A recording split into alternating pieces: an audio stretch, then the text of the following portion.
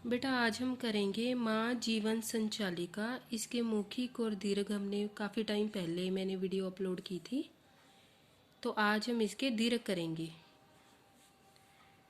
दीर्घ इसके रह गए थे, तो अब हम दीर्घ करेंगे। देखिए, बिस्मिल ने अपनी माँ से क्या आशीर्वाद मांगा और क्यों?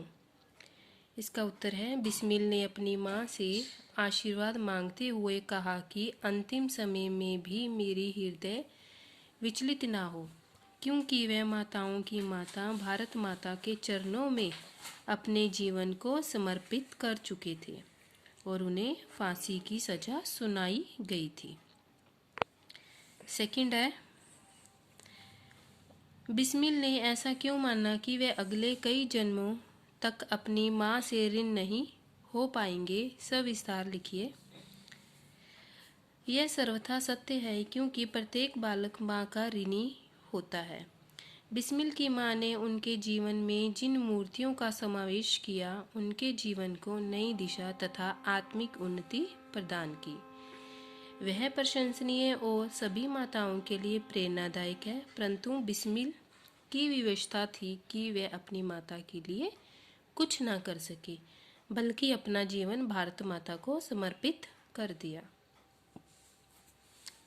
थर्ड है बेटा, आर्य समाज के प्रति राम प्रसाद की भावनाओं का वर्णन कीजिए। उत्तर, आर्य समाज के प्रति राम प्रसाद बिस्मिल जी की रुचि धीरे से बढ़ती गई। वे प्राय प्रवचन, व्याख्यान आदि सुनते थे तथा साधु सन्यासियों की निष्ठापूर्वक सेवा भी करते थे। नेक्स्ट है, गिरफ्तारी के बाद बिस्मिल के साथ क्या हुआ? पाठ के संदर्भ में लिखिए। बिस्मिल जी की गिरफ्तारी के पश्चात मुकदमा चलने लगा। बिस्मिल ने स्वयं अपने केस की पैरवी की, परंतु अंत में उन्हें एक खतरनाक अपराधी ठहराते हुए 19 दिसंबर 1927 को फांसी की सजा सुना दी गई। नेक्स्ट है, माँ को सामने पाकर बिस्मिल जी की आंखें क्यों गीली हुई होंगी? विवेचना कीजिए। अपनी माँ को सामने पाकर बिस्मिल जी की आंखें गीली नहीं हो पाई थी। उनकी माँ ने एक सिंहनी की तरह दहाड़ते हुए कहा कि यदि रोना ही था तो इस ओर ध्यान क्यों लगाया? ऐसी वीर प्रसूता माँ को शत शत नमन।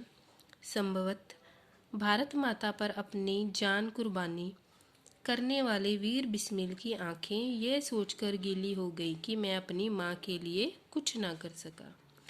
तो ये थे बेटा आपकी माँ जीवन संचालिका के दीर्घ प्रश्न उत्तर।